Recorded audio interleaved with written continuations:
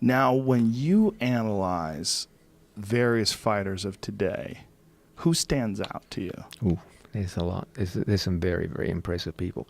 A guy who impresses me enormously is Demetrius Johnson. Yeah. I'm extremely impressed by this I kid. think he's the greatest of all time. Yeah. It's hard to... Greatest of all time is such a tough thing to say. It is.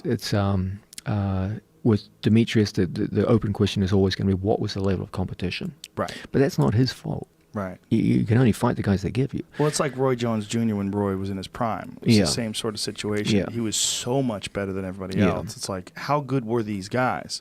I mean, they were world-class guys, but against him, they just looked like they didn't belong in there. But Demetrius Johnson's, his claim to fame is the completeness with which he's winning fights. Yes. He's using everything beautifully. He's knocking, he's hitting people, he's clinching people, he's hitting clinch knockouts. You don't see those often in the UFC. He's incredibly good on the ground. A few times he gets in trouble, he seems to navigate his way out without a problem.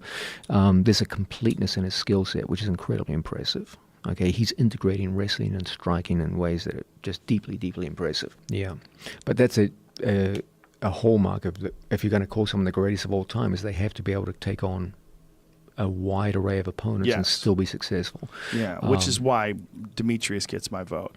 I just feel like when you look at Benavidez, when you look at just many different people that he fought, showed him a bunch of different looks, a bunch of different styles, and he was able to overwhelm them all. Wilson Hayes. What's your assessment of his fight against Dominic Cruz, upperweight division?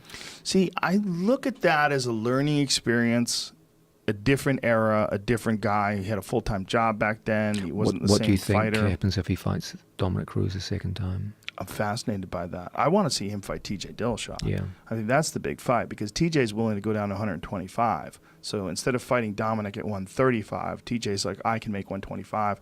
And TJ feels like he'll be the guy to break the legacy. He'll be far bigger, stronger. He feels like he can match him speed for speed, and he thinks he can make the weight comfortably. I'm really fascinated by that fight.